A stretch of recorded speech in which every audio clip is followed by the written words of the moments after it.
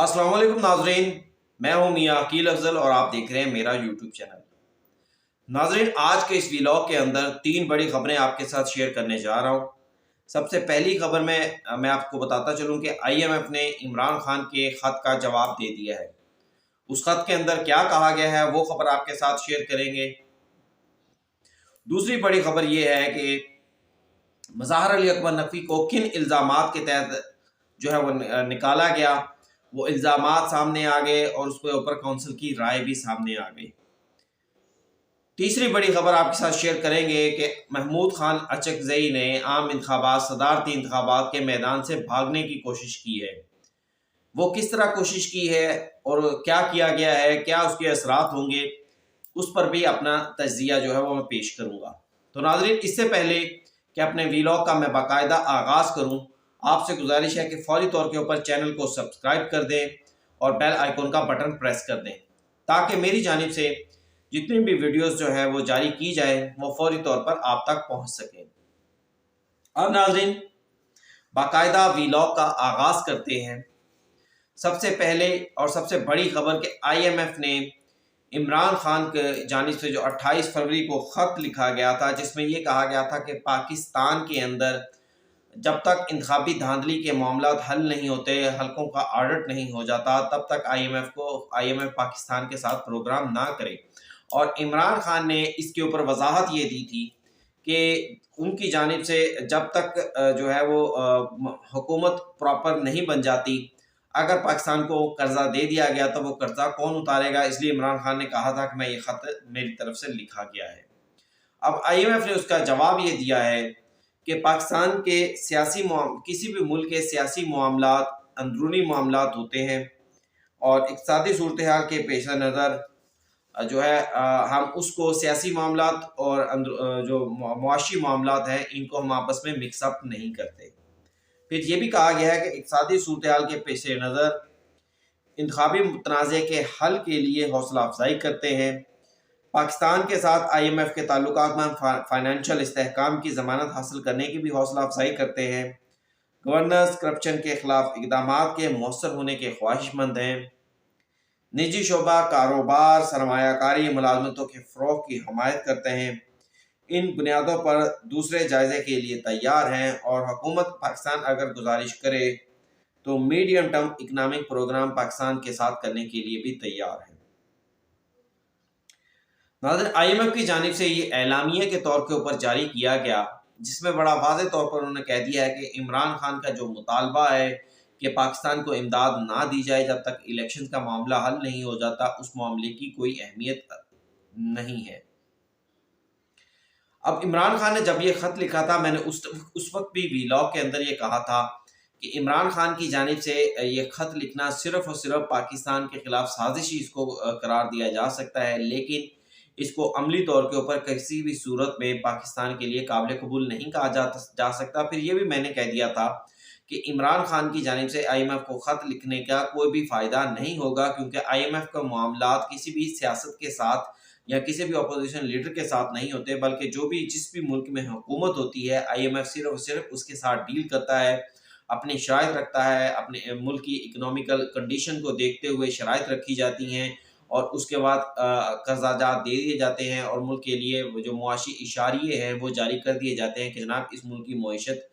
درست سمت میں چل رہی ہے۔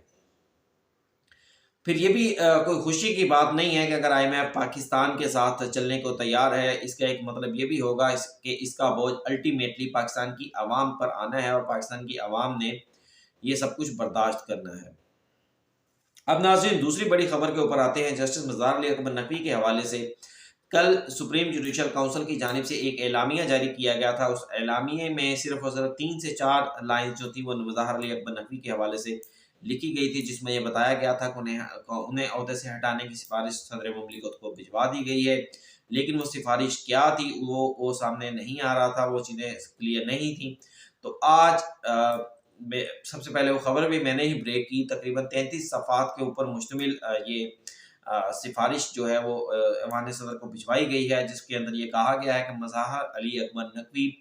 5 مختلف الزامات میں جو ہے وہ مس کنڈکٹ کے مرتکب پائے گئے ہیں اور 5 الزامات ان کے اوپر ثابت ہو گئے ہیں، اس لیے انہیں عہدے سے ہٹایا جائے۔ سب سے پہلا الزام ان کے اوپر یہ کہا گیا کہ کسی بھی جج کو جو کوڈ آف کنڈکٹ میں کہا گیا ہے کہ اس کے اندر لالچ کا عنصر نہیں ہونا چاہیے۔ جسٹس مظاہر علی اکبر نقوی کے مختلف اقدامات کو دیکھتے ہوئے یہ بات ثابت ہے کہ ان کے اندر لالچ کا عنصر تھا، جو کہ کوڈ آف کنڈکٹ سیکشن 2 ہے غالباً، اس کی خلاف ورزی ہے۔ پھر دوسری بات یہ کہہ دی گئی کہ جسٹس مظاہر علی اکبر نقوی جس طرح ایک جج کے بارے میں کہا جاتا ہے کہ وہ پبلک کے اندر گھلے ملیں گے نہیں، کوئی بھی ان کے لیے اتنا آسان نہیں ہوں گے کہ وہ قابل رسائی ہوں، ان تک کوئی بھی شخص اپروچ کر سکے جس کے معاملات ہوں یا جس کے مقدمات ہوں۔ لیکن جسٹس مظاہر علی اکبر نقوی جب وہ جج تھے لاہور ہائی کورٹ میں یا سپریم کورٹ میں، تو اس وقت وہ قابل رسائی تھے، لوگ ان تک اپنے معاملات لے کر پہنچتے تھے کسی نہ کسی صورت میں۔ اور اکثر یہ بھی کہا جاتا ہے کہ مظاہر اکبر نقوی صاحب جو تھے وہ اپنے 2 بیٹوں کے ذریعے تمام معاملات کی ڈیل کرتے تھے اور انہی کے ذریعے تمام معاملات کا حل نکالتے تھے، اور اپنے بچوں کے ذریعے جو پیسے تھے وہ بھی لیتے تھے اور لوگ بچوں کے ذریعے ہی لوگوں کے کام بھی کروا کے دیتے تھے۔ پھر تیسری یہ کہا گیا کہ مظاہر علی اکبر نقوی صاحب کے اقدامات ذاتی مفاد کے لیے تھے، یعنی وہ کوشش کرتے تھے کہ وہ بطور جج جو ہے وہ اپنے ذاتی مفاد کسی نہ کسی طرح سے حاصل کر لیں۔ پھر شہباز کیس، ایک بچوں کی 4 کنال کے جو تھا وہ لاہور کی پراپرٹی کا کیس تھا، وہ مظاہر نقوی کے ساتھ پاس لاہور ہائی کورٹ میں آیا۔ وہ یہ کہا گیا کہ جس وقت انہوں نے یہ فیصلہ دیا وہ جانتے تھے کہ اس کیس کے اندر چھوٹے بچوں کو جان بوجھ کر فریق نہیں بنایا گیا، لیکن اس کے باوجود بھی انہوں نے یہ فیصلہ دیا اور چھوٹے بچوں کو ایک قیمتی جائیداد سے محروم کر دیا۔ پھر یہ بھی کہا گیا کہ مظاہر علی اکبر نقوی صاحب نے مختلف قیمتی تحائف بھی لیے، جس میں 50 لاکھ روپیہ کیش کا ذکر ہے۔ پھر ان کے جو بچے ہیں ان کے لیے مختلف ایک ہاؤسنگ سوسائٹی کے اندر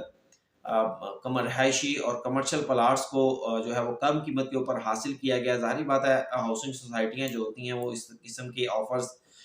بڑے عہدوں پر بیٹھنے والوں کے لیے کرتی ہیں، انہیں فائدے دیتی ہیں اور پھر ان سے اگینسٹ اس کے برعکس جو ہے وہ فائدے لیتی ہیں۔ تو مظاہر نقوی صاحب کے اس کیس کے اندر یہ بات بڑی واضح ہو چکی تھی۔ مظاہر نقوی صاحب نے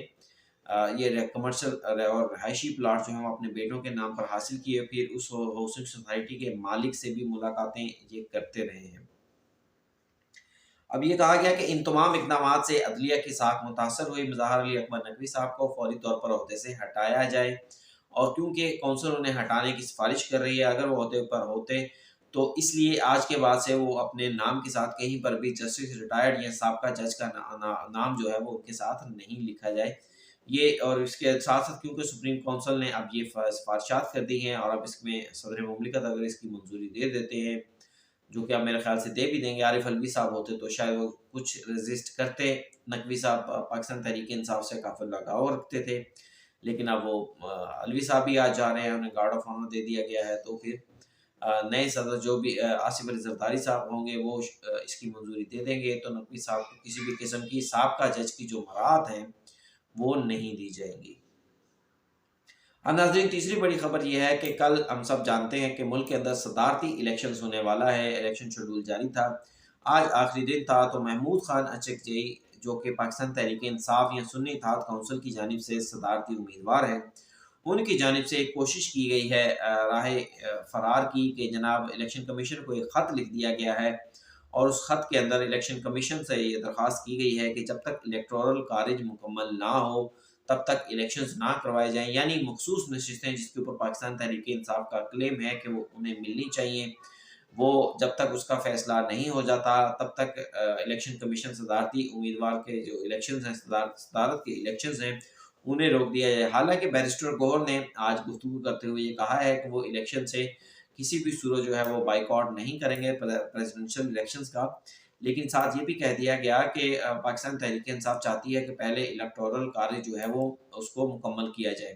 اب ناظرین محمود خان اچکزئی کی جانب سے یہ جو کوشش ہے یہ بڑا واضح ہے کہ یہ کچھ بھی اس میں سے رزلٹ کچھ بھی نہیں نکلے گا، کیونکہ اس خط کی قانونی حیثیت جو ہے وہ بالکل بھی واضح بالکل بھی متنازع نہیں بلکہ بالکل واضح ہے کہ یہ کوشش کی گئی ہے کہ اس خط کے اوپر الیکشن جو ہے وہ نہیں رکیں گے، لیکن سیاسی طور کے اوپر ضرور پاکستان تحریک انصاف کھیلے گی، جیسا کہ پاکستان تحریک انصاف کی جانب سے ہم جانتے ہیں کہ اکثر معاملات کے اندر صرف اور صرف وہ رکاوٹ ڈالنے والی یا پھٹا ڈالنے والی ہی पाकिस्तान तहरीक इंसाफ की पोजीशन ली जाती है। पाकिस्तान तहरीक इंसाफ यही पोजीशन लेती है कि जिस मामले में वो जीत ना रहे हों उस मामले में फटा ज़रूर डाला जाए, उस मामले में फटा डाल के रखा जाए ताकि जो इंतज़ाम है, जो निज़ाम है, वो सुकून से ना चल सके। तो महमूद खान नचकज़ई ने भी आज यही कोशिश की है। फिर नाज़रीन इसके बाद आपको ये भी बताता चलूँ कि आज